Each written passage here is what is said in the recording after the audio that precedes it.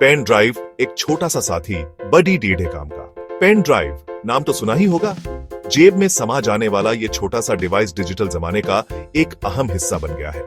इसे USB drive, flash drive या thumb drive भी कहते हैं। इस छोटी सी चीज में हम गाने, फिल्में, फोटोज और भी बहुत कुछ सेव कर सकते हैं। पेन ड्राइव हमारे लिए एक छोटे से कंप्यूटर की तरह है जिसे हम कहीं भी ले जा सकते हैं। क्या आप जानते हैं कि पेन ड्राइव कैसे काम करता है और यह हमारे लिए कितना उपयोगी है? आइए इस लेख में हम पेन ड्राइव की दुनिया में डुबकी लगाते हैं और इसके बारे में सब कुछ जानते हैं।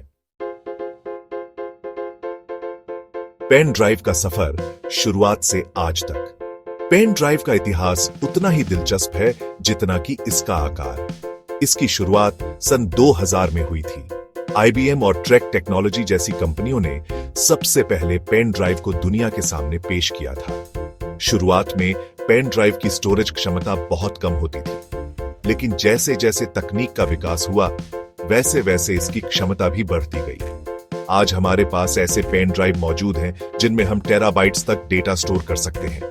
यह तकनीक की दुनिया में एक क्रांति से कम नहीं है। पेन ड्राइव के अंदर की दुनिया कैसे काम करता है ये जादू? पेन ड्राइव फ्लैश मेमोरी नामक एक खास तरह की मेमोरी का इस्तेमाल करता है।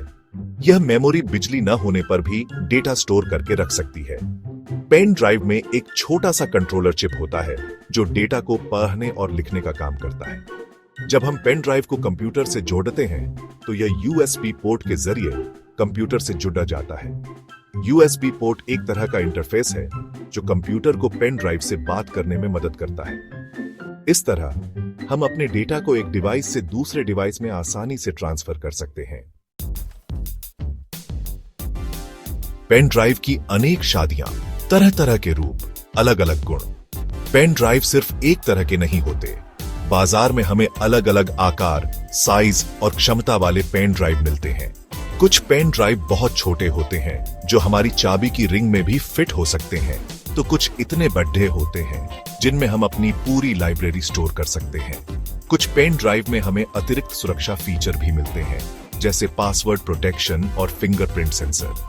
यह फीचर हमारे डेटा को गलत हाथों में जाने से बचाते हैं। इसलिए जरूरत के हिसाब से हमें सही पेन ड्राइव का चुनाव करना चाहिए।